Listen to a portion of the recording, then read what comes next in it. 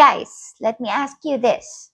Have you ever proudly announced that your business is eco-friendly because you switched to paper straws? Only for your customers to comment, bakit naka-plastic pa rin lahat ng takeout? Ouch, diba? That, my friends, is what we call greenwashing. And yes, it can happen even when you mean well. But here's the thing. Hindi lang ito about PR or marketing fails. In the Philippines, greenwashing can actually get you in trouble with the DTI. It's under our consumer protection laws.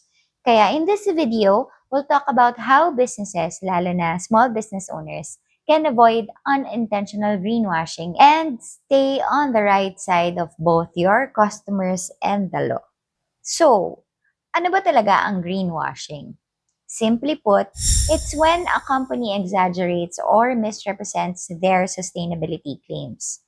Sometimes it's intentional. Brands using eco buzzwords para lang mas makabenta. But for small businesses, madalas, it's unintentional. Example, imagine you're running a cafe.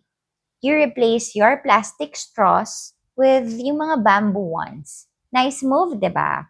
So you post online, we're now a plastic-free cafe. Pero in reality, lahat ng takeout containers mo, plastic pa rin. Customers notice and suddenly, instead of praise, you get comments saying you're pretending. That's unintentional greenwashing. Kasi hindi ka naman nagsinungaling. Pero the message came across as misleading. Okay, so maybe you're thinking, maliit lang naman negosyo ko, who cares? Here's why you should care. First, trust is currency.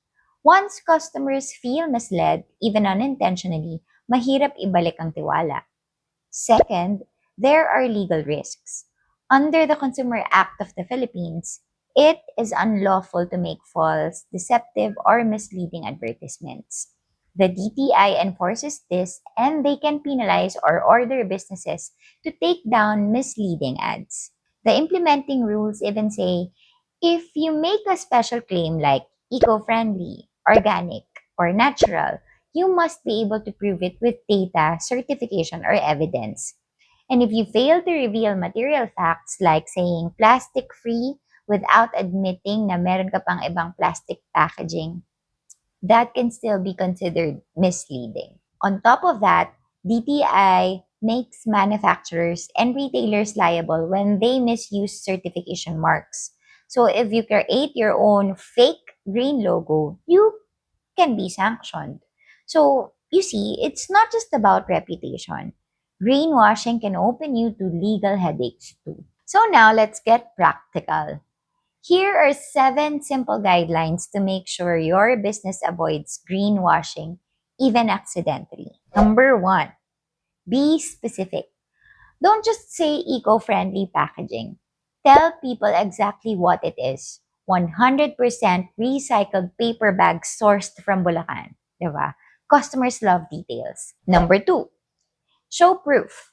If you say organic coffee beans, be ready to show your supplier certificate or at least share the story of your farmer partners. No proof, no claim. Number 3, tell the whole story. Don't over-celebrate one small action. A bakery using compostable forks cannot claim to be 100% sustainable. Instead, just say, we started with compostable forks, and our next goal is to shift to recycled cake boxes. Di ba? Number 4, avoid irrelevant claims. This one is super common in the Philippines. Some products proudly say CFC-free. Matagal nang banned ang mga CFCs. Or paints claiming lead-free. Pero mandatory na yan. I think since 2016 pa ata. Number 5, don't overclaim. Others brag BPA-free plastics kahit yung mga replacement plastics naman nila may harmful chemicals pa rin. These are claims that sound nice but don't really make you special. Avoid sweeping statements like, we are the most sustainable cafe in Quezon City. Or, calling yourself plastic-free just because you shifted to paper straws kahit meron ka pa namang ibang plastic packaging na ginagamit, diba? That's called a lesser of two evils. Number 6, use legitimate certifications. Please, huwag gumawa ng sarili mong eco-logo. Customers can tell. If you want credibility, apply for the Green Choice Philippines seal, a DTI-backed eco-label that goes through audits and checks. And lastly, number 7, be transparent. If you're still using some plastic, just say it. Some of our sachets are still plastic, but we are aiming to reduce them by 50% next year. That level of honesty, customers will respect you more than any buzzword. And syempre, dapat may follow-through. Diba? Let's be real. Most Pinoy small businesses are just trying to survive. You don't need to be perfect. What matters is honesty and progress. Here's the trick. Bring your customers along your journey. Instead of hype, tell them the story of your small wins. Imagine posting, this year, we cut our plastic use by 20%. Next year, ang target namin is 50%. Mas totoo, mas inspiring, mas shareable. And yes, mas compliant ka rin sa DTI rules.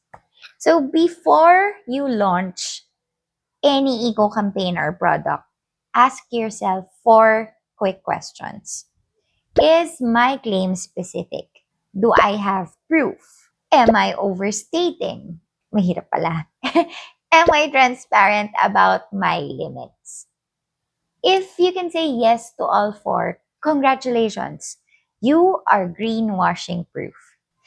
Guys, your good intentions deserve to shine. Don't let vague claims ruin your credibility, or worse, land you in hot water with the DTI. Be specific, be honest, and keep it real with your customers. And to help you, we made a free checklist. 7 rules to greenwashing proof your business. Download it in the link below and use it before your next eco campaign. And of course, if this is something that made you think, please like and share this video to other friends. Subscribe to Root and Ripple for more guides on how Pinoy business owners can thrive sustainably. Because we don't just want to look green, we want to do green the right way. I hope to see you again next week, guys. Bye!